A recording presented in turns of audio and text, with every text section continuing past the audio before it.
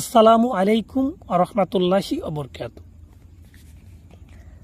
মানুষকে বাধ্য করা বা বশ করার তাবিজ বা যে তাবিজগুলা প্রয়োগ করে মানুষকে বাধ্য করা হোক, নিজের গোলামের মতো তাকে চলানো হোক, সেগুলাকে বশীকরণ তাবিজ বলে।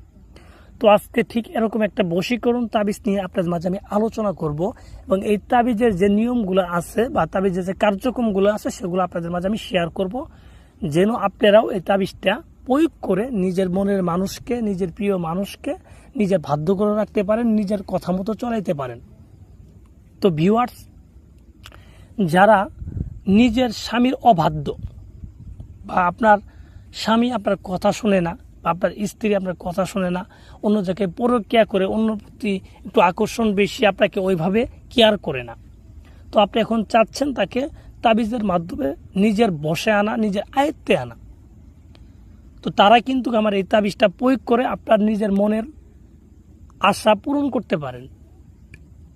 এবং এটার জন্য আপনাদের কোনো কবিরাজ তান্ত্রিকের কাছে যাইতে হবে না, আপনি নিজেই করতে পারবেন। কবিরাজ তান্ত্রিকের কাছে যাইতে হবে না, এটা কেন বললাম? এর কারণ হচ্ছে, আমার এই ভিডিও দেখার পূর্বেই আপনি হয়তো অনেক কবিরাজ তান্ত্রিকের কাছে গেছেন আপনার এই কাজটা করার জন্য, বা নিজেও চেষ্টা করছেন কিন্তু কোনো ফলাফল হয়নি। তো এক পর্যায়ে দেখা গেছে যে আপনার এই কবিরাজের প্রতি আপনি একটা বিশ্বাস হারিয়ে ফেলছেন, কারণ দেখা গেল এই কাজটা করতে গিয়ে আপনার অনেক অর্থ ব্যয় হয়ে গেছে, ফলাফল কিন্তু জিরো। তো সেই ক্ষেত্রে কিন্তু আপনি কোনো কবিরাজকে বিশ্বাস করবেন না। তো সেজন্যই বলছি, কোনো কবিরাজের কাছে যাইতে হবে না, আপনি নিজে এই তাবিজটা করেন। আমি যেভাবে বলছি যদি ওইভাবে আপনি নিজেই করতে পারেন তাহলে কাজ হবে। আমি এরকম বলি নাই যে এটা শুধু আমি করলে কাজ হবে, এরকম না। যদি আমি করলে কাজ হইতো তাহলে এটা ইউটিউবে দেওয়ার কোনো প্রয়োজন হইতো না। ইউটিউবে যেহেতু দিচ্ছি, বিষয়টা শেয়ার করছি, অবশ্যই যেন অন্য কেউ উপকার পায়, সেজন্যই কিন্তু তাবিজটা আমি শেয়ার করলাম। তো যাই হোক, আমি কথা বাড়াবো না। যারা নিজের মনের মানুষকে হাসিল করতে চান, নিজের মানুষকে বাধ্য করতে চান, তারা কিভাবে এই তাবিজটা লিখবেন আমি আপনাদের বিস্তারিত বলে দিব, আপনারা নিজেরাই করতে পারবেন। এর এক একটা কথা বলি, আমি যে নিয়মে বলবো আপনাদের কিন্তু ঠিক সেই নিয়মেই করতে হবে।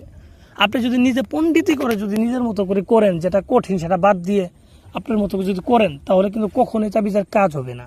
কারণ এটা হচ্ছে একটা কুফুরি বিদ্যা, আর কুফুরি বিদ্যার প্রধান নিয়ম হচ্ছে, মূল ভিত্তি হচ্ছে আপনার সঠিক নিয়ম অনুযায়ী তাবিজ কবজ করতে হোক, আর যেভাবে বলা আছে ওইভাবে প্রয়োগ করতে হোক।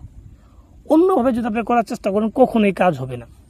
আর বেশিরভাগ কবিরাজ তান্ত্রিকের কাজ ভুল হওয়ার কারণে হচ্ছে এটা, না হওয়ার কারণে হচ্ছে এটা, তারা নিজের মতো করে করতে চায়।